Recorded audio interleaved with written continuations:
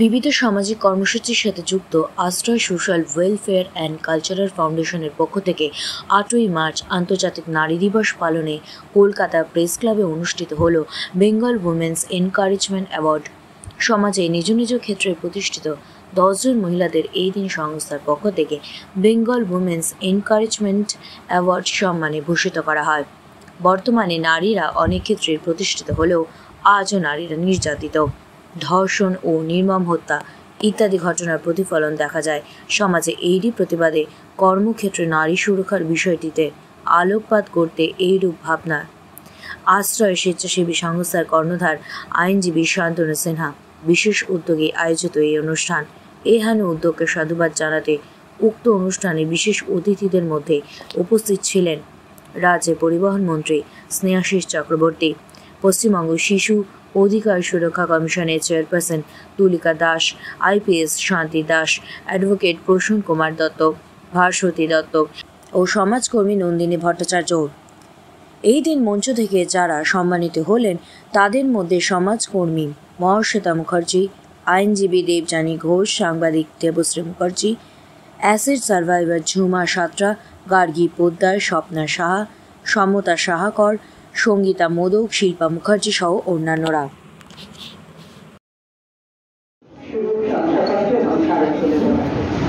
চক্রবর্তী রয়েছেন, স্যারকে প্রণাম জানাই। আরো যারা রয়েছেন বসুন্ধরা ভাস্করীজিও খুবই অনেক পরিচিত গান বাজনার সূত্রে। আর খুব একটা ব্যাপার হলো অনেকদিন ধরে একটু তুলিকাদির সঙ্গে আলাপ করতে চাইছিলাম আমাদের কাজের সূত্রে। এখানে এসে সেটা হলো শান্তনুকে আন্তরিকভাবে কৃতজ্ঞতা, ওর কারণে এটা হয়ে গেল। কয়েকটা ছোট ছোট কথা বলতে যাবো। নারী দিবসে আমি ভয় পাই। অনেকেই একটি ফেসবুকেই দেখেন নন্দিনী থেকে কি নারী দিবসের শুভেচ্ছা জানানো যাবে, মেয়েরা প্রশ্ন ধরে আমাকে জানানো যায় কিনা। মানে আমি এখন নারী কিনা এটা নিজেরা বুঝতে পারি না। মানে ভূমিকা কর্মী হলে কি নারী হওয়া যায় না, এটা নিয়ে আমি কনফিউজ।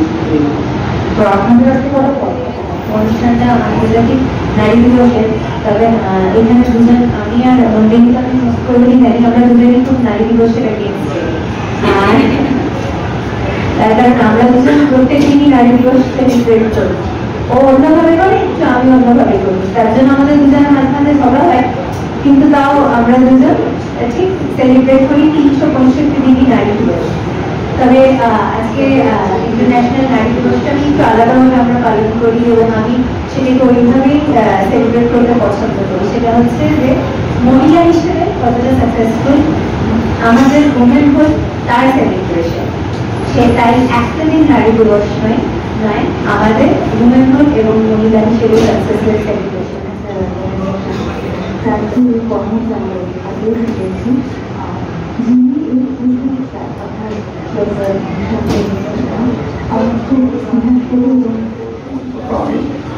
ভাস্বতী দত্ত নন্দিনী ভট্টাচার্য সমাজকর্মী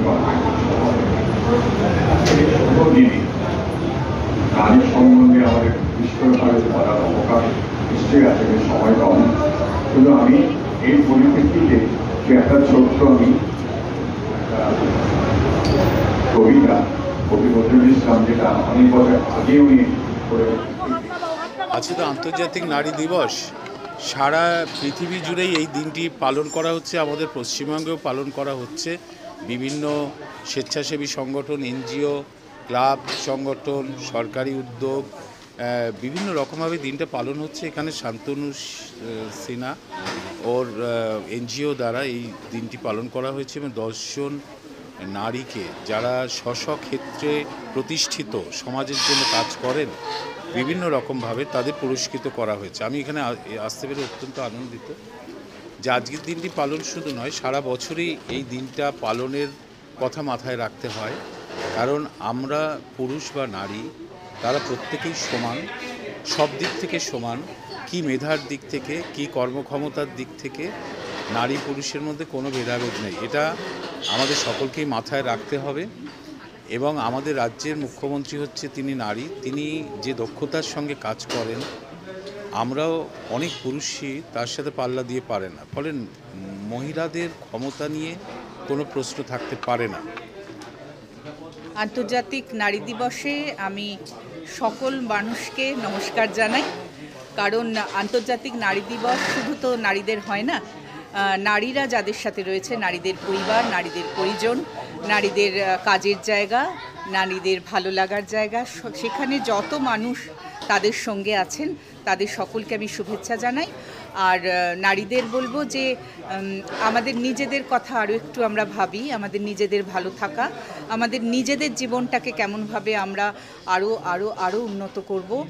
পড়াশোনা, স্বাস্থ্য, শিক্ষা, আমাদের বিনোদন, সমস্ত কিছু নিয়ে ভালো থাকতে হবে।